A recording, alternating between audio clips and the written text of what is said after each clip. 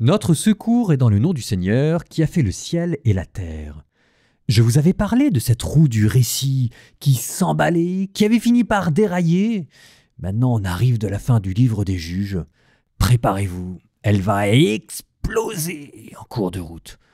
Enfin, je sais même pas quoi dire. Juge 19.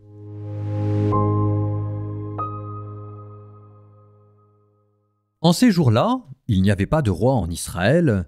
Un Lévite qui résidait aux confins de la montagne d'Éphraïm prit comme concubine une femme de Bethléem de Juda.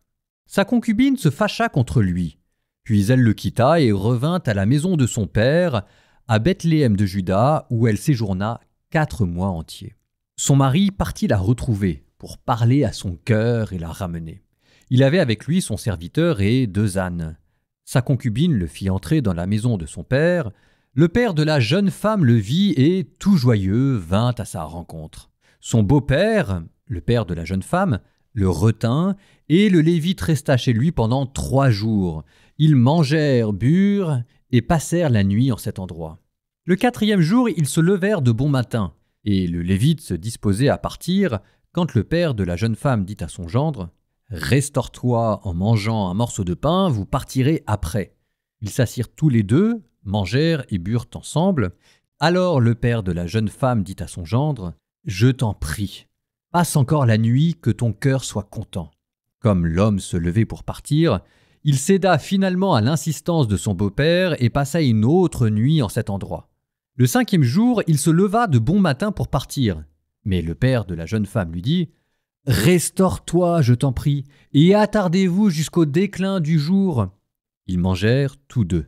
L'homme se préparait à partir avec sa concubine et son serviteur, mais son beau-père lui dit « Voici que le jour faiblit vers le soir, passez donc la nuit. Voici la tombée du jour, passe la nuit ici et que ton cœur soit content.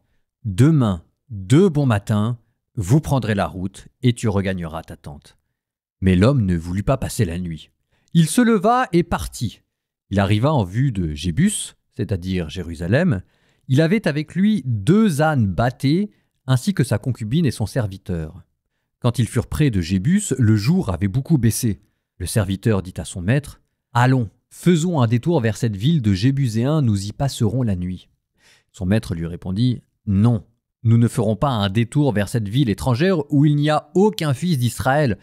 Nous pousserons jusqu'à Gibéa. » « Allons, dit-il à son serviteur, rapprochons-nous d'une de ces localités, Gibéa ou Rama, pour y passer la nuit. » Poussant un peu plus loin, ils s'en allèrent. Le soleil se couchait quand ils approchèrent de Gibéa de Benjamin. Ils firent un détour pour passer la nuit à Gibéa. Le Lévite entra, s'assit sur la place, mais personne ne lui offrit l'hospitalité pour la nuit. Voici qu'un vieillard, le soir venu, rentrait de son travail des champs. Il était originaire de la montagne d'Éphraïm, mais il résidait à Gibéa, dont les habitants étaient benjaminites. Levant les yeux, il remarqua le voyageur sur la place de la ville. Il lui demanda « Où vas-tu et d'où viens-tu » L'homme lui répondit « Parti de Bethléem de Juda, nous faisons route vers l'arrière-pays de la montagne d'Éphraïm. C'est de là que je suis originaire.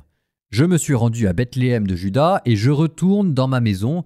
Personne ne m'a offert l'hospitalité. Pourtant, nous avons de la paille et du fourrage pour nos ânes.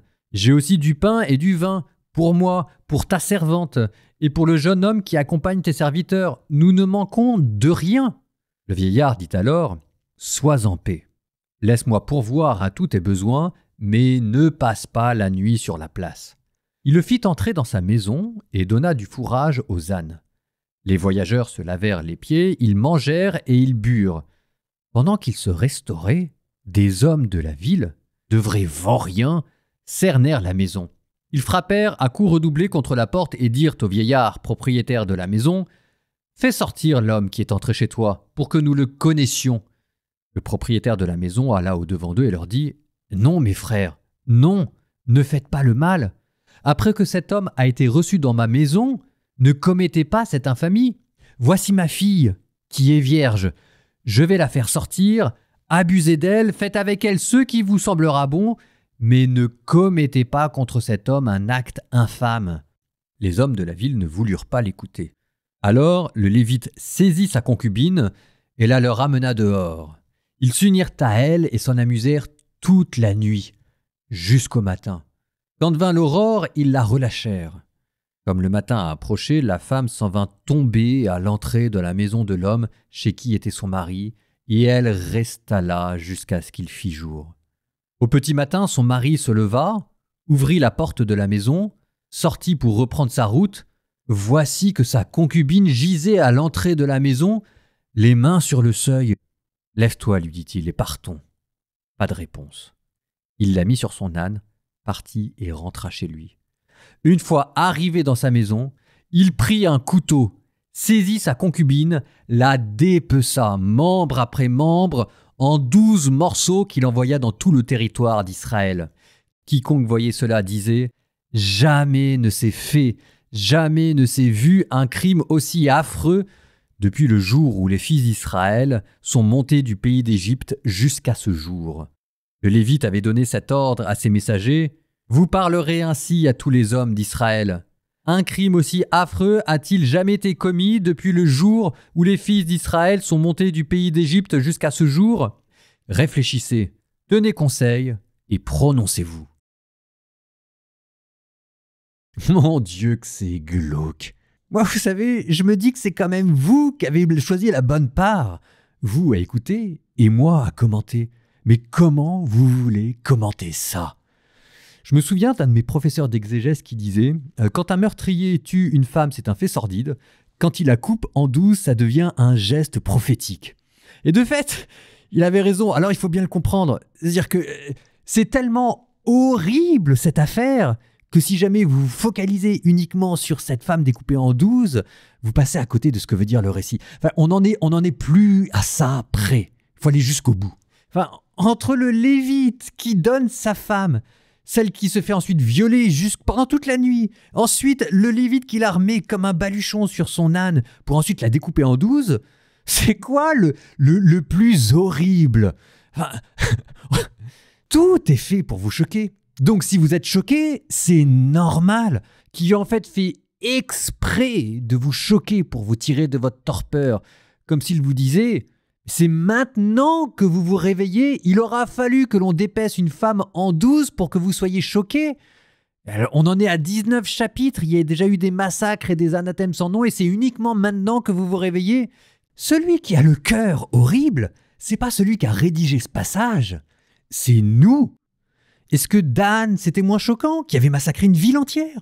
Est-ce que Abimélec, c'était moins choquant, qui avait tué ses 70 frères?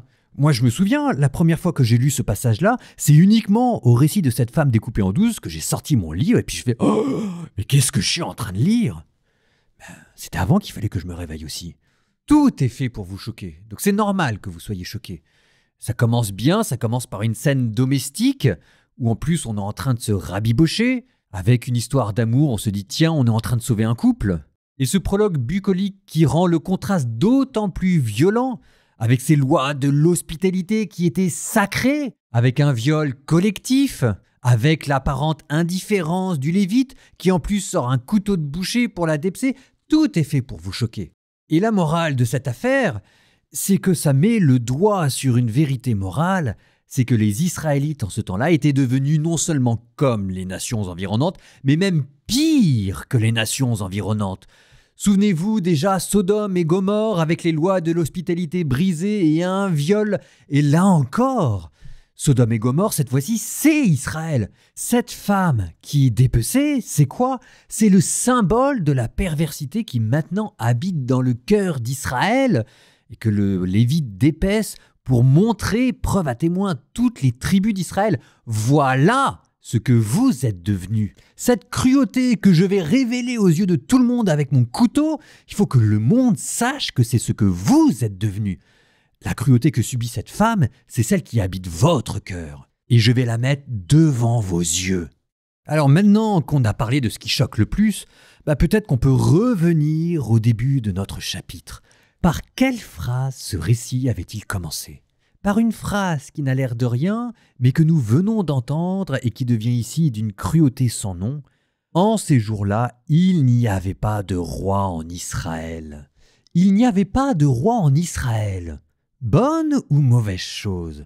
Bonne chose qu'il n'y ait pas de roi parce que manifestement le livre des juges n'aime pas les rois, ou mauvaise chose parce que à ne pas avoir de roi manifestement aussi, cela donne licence à une cruauté sans nom. Et si vous sentez loin de ces notions anciennes de la royauté, remplacez ça par des notions plus modernes de démocratie et de république. Ce sont les mêmes questions. C'est la question de l'État. En ces temps-là, il n'y avait pas d'État. Et alors il y avait quoi? Est-ce que c'était une bonne ou une mauvaise chose? Pour l'instant, la question est posée, qui trouvera sa résolution dans l'épisode à venir. Mais vous sentez comment est-ce que le livre des juges, qui avait commencé dans l'héroïsme, puis dans le tragicomique, pour aller du côté du burlesque avec Samson, termine maintenant dans le sordide. Je vous propose, avant de plonger dans le prochain épisode, de faire une pause poétique qui, espérons-le, sera suffisamment longue pour nous permettre de reprendre le souffle et de mettre un peu de baume dans le cœur. Nous allons lire non pas un, mais 2 psaumes. Psaume 56. Pitié, mon Dieu, pitié pour moi. En toi je cherche refuge, un refuge à l'ombre de tes ailes, aussi longtemps que dure le malheur. Je crie vers Dieu, le Très-Haut, vers Dieu qui fera tout pour moi, du ciel qu'il m'envoie le salut. Mon adversaire a blasphémé. Que Dieu envoie son amour et sa vérité. Je suis au milieu de lions et gisant parmi des bêtes féroces. Ils ont pour langue une arme tranchante, pour dents des lances et des flèches. Dieu, lève-toi sur les cieux, que ta gloire domine la terre. Ils ont tendu un filet sous mes pas, j'allais succomber. Ils ont creusé un trou devant moi, ils y sont tombés. Mon cœur est prêt, mon Dieu, mon cœur est prêt. Je veux chanter, jouer des hymnes. Éveille-toi, ma gloire, éveillez-vous, harpe, cithare, que j'éveille l'aurore. Je te rendrai grâce parmi les peuples, Seigneur, et jouerai mes hymnes dans tout pays. Ton amour est plus grand que les cieux, ta vérité plus haute que les nues. Dieu, lève-toi sur les cieux, que ta gloire domine la terre. Psaume 57. Vraiment, vous bâillonnez la justice, vous qui jugez. Est-ce le droit que vous suivez, fils des hommes? Mais non, dans vos cœurs vous commettez le crime. Sur la terre vos mains font régner la violence. Les méchants sont dévoyés dès le sein maternel, menteurs, égarés depuis leur naissance. Ils ont du venin, un venin de vipère. Ils se bouchent les oreilles comme des serpents qui refusent d'écouter la voix de l'enchanteur, du charmeur le plus habile au charme. Dieu brise leurs dents et leurs mâchoires. Seigneur, casse les crocs de ces lions. Qu'ils s'en aillent, comme les eaux qui se perdent. Que Dieu les transperce et qu'ils en périssent. Comme la limace qui glisse en fondant, ou l'avorton qui ne voit pas le soleil, plus vite qu'un feu de ronce ne lèche la marmite, que le feu de ta colère les emporte. Joie pour le juste de voir la vengeance, de laver ses pieds dans le sang de l'impie. Et l'homme dira, oui, le juste porte du fruit, oui, il existe un Dieu pour juger sur la terre.